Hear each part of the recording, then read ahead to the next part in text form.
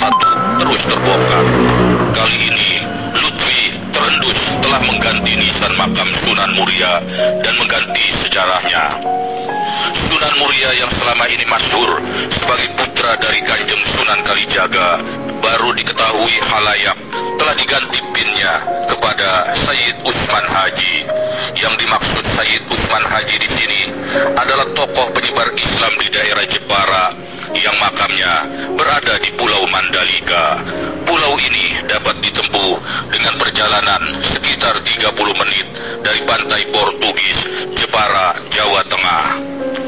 Apakah dengan demikian nantinya Sayyid Usman yang makamnya berada di Pulau Mandalika itu akan diklaim sebagai Ba'alawi karena namanya kebetulan sama dengan nama datuknya Lutfi, yakni Usman bin Yahya, sang mufti Batavia kaki tangan Belanda.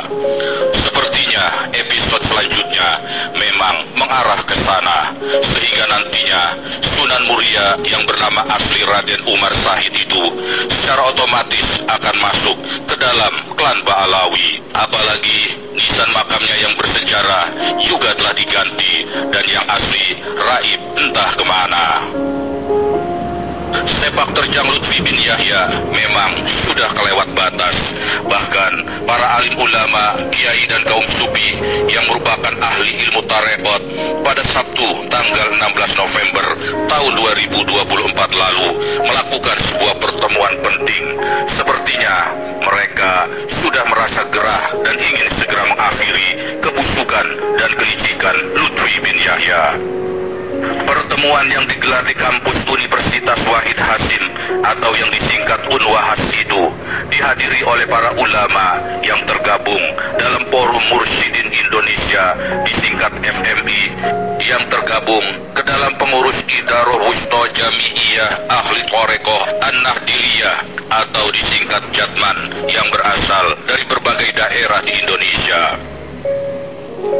Para mursyidin Indonesia itu mendorong terselenggaranya Muktamar Jatman dilaksanakan sesegera mungkin.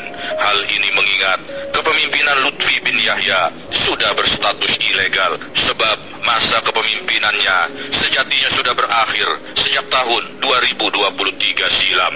Namun Lutfi telah melanggar aturan di tubuh Badan Otonom NU itu dengan memperpanjang sendiri masa jabatannya tanpa melalui forum muktamar. Lutfi bin Yahya secara nyata juga telah melawan PBNU, yakni dengan menyebarkan surat instruksi dari Idaroh Aliyah atau Rais Am Jatman yang berisi tentang larangan bagi seluruh jajaran Idaroh Aliyah dan Idaroh Wusto Jatman se-Indonesia untuk menghadiri silaturahmi yang akan digelar PBNU. Di samping memalsukan sejarah NU, Lutfi bin Yahya juga menjadi tertuding pemalsu sejarah Jatman, organisasi yang hingga kini ingin dikangkanginya. Bahkan Ba'alawi yang satu ini memang sudah pantas dijuluki sebagai wali palsu, sebab setidaknya ada 9 kepalsuan yang terbukti sukses dilakukan oleh cucu Usman bin Yahya, sang mufti Batavia ini.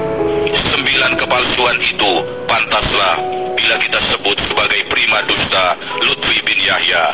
Berikut daftarnya. 1. Pemalsu nasab Rasulullah Sallallahu Alaihi Wasallam. 2. Pemalsu silsilah Wali Songo.